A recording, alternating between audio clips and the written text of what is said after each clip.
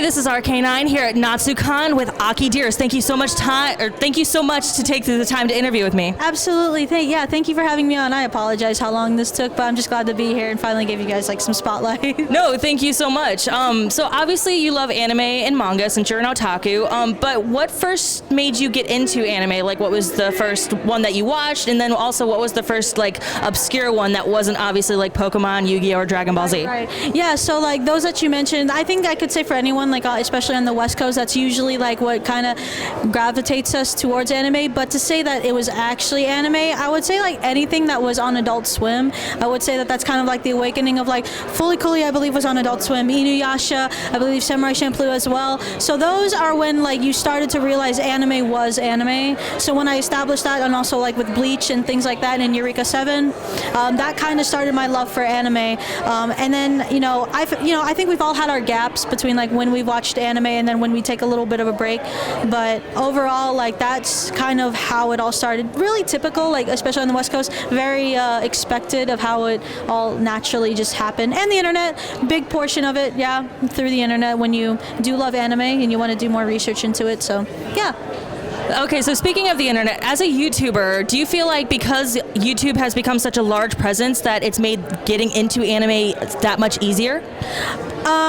I honestly do believe so, because as an anime YouTuber, you have to understand like the knowledge and try to teach people certain anime terms, which is what I've done. And then there's certain YouTubers that have to like keep up with new anime, and then we start to then develop this sort of like analytical or more logical side of us, where then we can actually determine what's a good anime to us, what's not, and then you start to actually develop a skill in reviewing anime and being entertaining. And yeah, all in all, it's just more about like trying to just be part of your fellow brothers and sisters of the anime community and making it entertaining.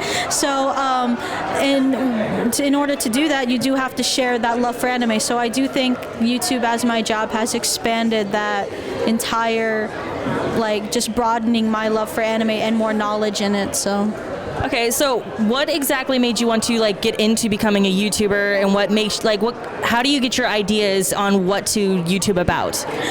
So YouTube was something that like I did in the very beginning, where I actually ironically made AMVs, and then as time developed and I was getting to an age where I was in college and I wanted to know what I wanted to do, I really liked anime, and YouTube was like this thing that I kind of scratched at the back of my head saying, you used to do this and I think you'd be really good at it.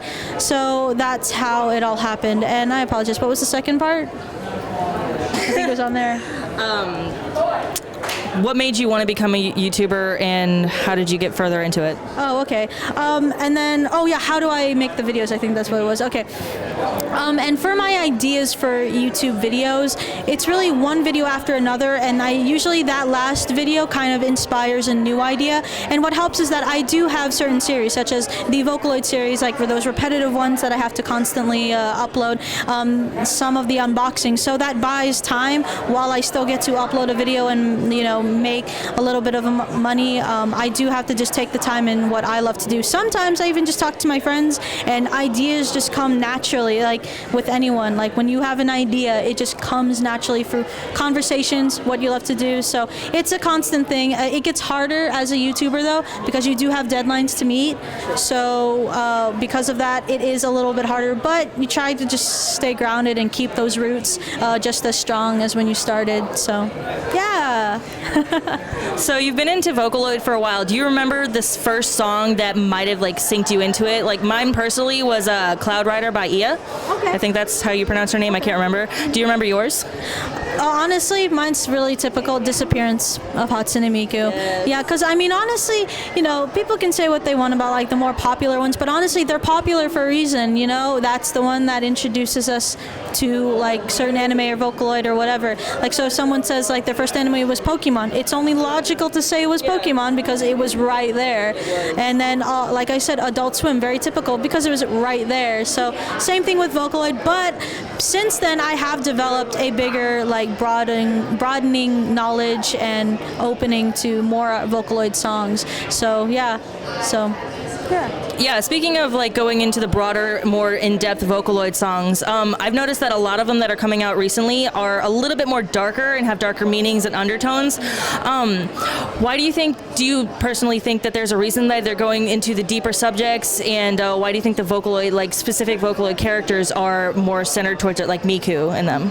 Well, I believe that like those, as far as the characters go, it's just convenient to have them because they are the most popular ones to use, and you know, at the end of the day, it is kind of like personal preference of, and it just happens to be Miku, which is the most popular ones. Like people who do use the Krypton Vocaloids, which is like Rin, Len, Kaito. So I think it's just, it happens to be there that they are just happening to use those. And then the darker ones, I personally go over them because I just love how the artist expresses such a dark theme to something that most people like would look at it as innocent at first.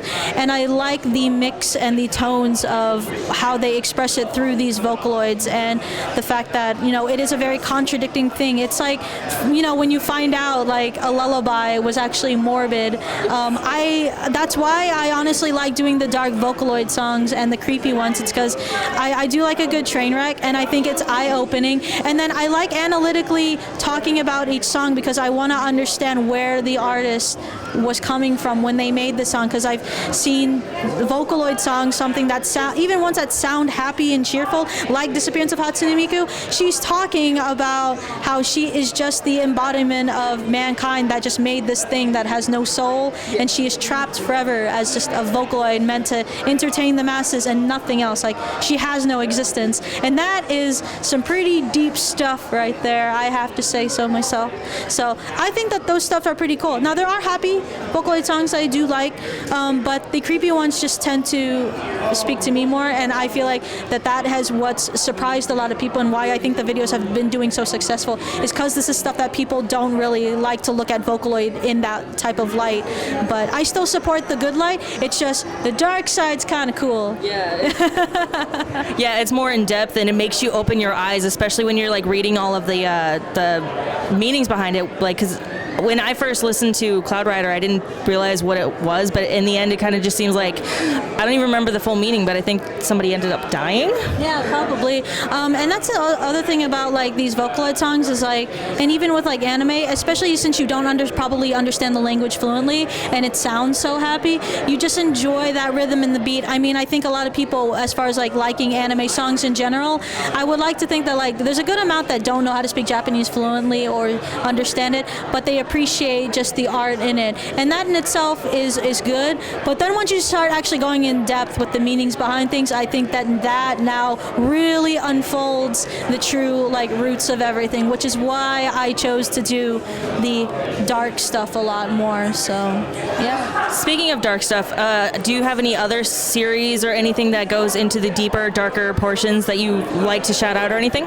Well, actually, in the beginning of my channel, way before I even did Vocaloid, I did talk about things like anime urban myths and legends. I did talk about like everything you didn't know about a certain anime, where I cracked down on logical stuff. Sometimes it'd be dark, and sometimes it would just be really fun facts, like Death Parade. I don't know if you've ever watched Death Parade, but okay, well, I mean, it's about like, it's a really funny and fun little anime just about like people being sent to either heaven or hell. They're put through trials, but then I realized that there's a lot of religious references that they make in there, and it's actually a lot more mixed with religions than people thought. It's kind of like Avatar: The Last Airbender, where it was kind of, even though that's not an anime, I feel like we still embody that into the anime community though. It's mixed in with all these different cultures and lots of different Asians and Hawaiian cultures into just this one show. So yeah. Totally. Speaking of cultures, obviously culture is a huge part of the conventions and stuff. Have you ever like found a huge piece of culture within a convention that really spoke to you? I mean, all in all, I just feel like the anime community has kind of just developed its own culture, really.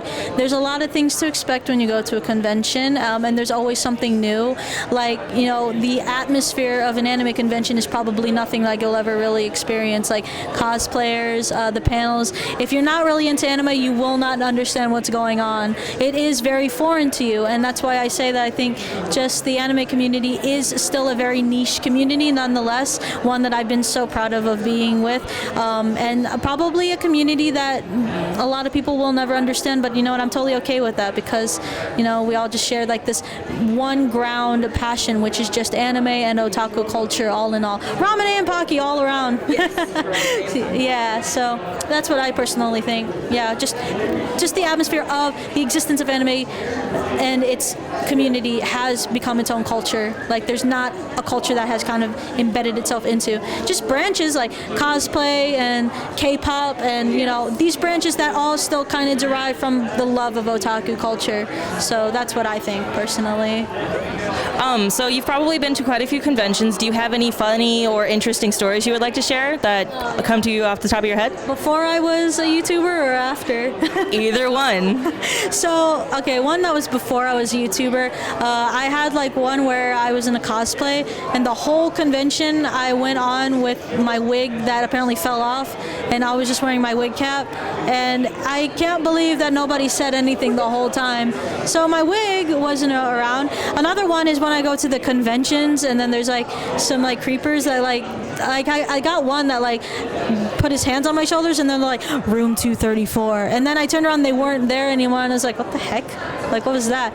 After I was a YouTuber, I've had some pretty funny stuff where, like, when I was going to be picked up at the airport, I was expecting, you know, seeing my YouTube friends that I've known for so long on the internet were finally meeting up, and I was thinking it was going to be like this really like dramatic thing, like it was going to be emotional. As soon as I thought that, I just hear hi, like right next to my ears. I almost fell onto the conveyor belt, so it was great. Other than that, I mean, just meeting a bunch of fans, like not necessarily funny, but just actually more touching than anything, that they gain that confidence to come up to us, and you know, because honestly, there's a lot of people in the anime community that are shy.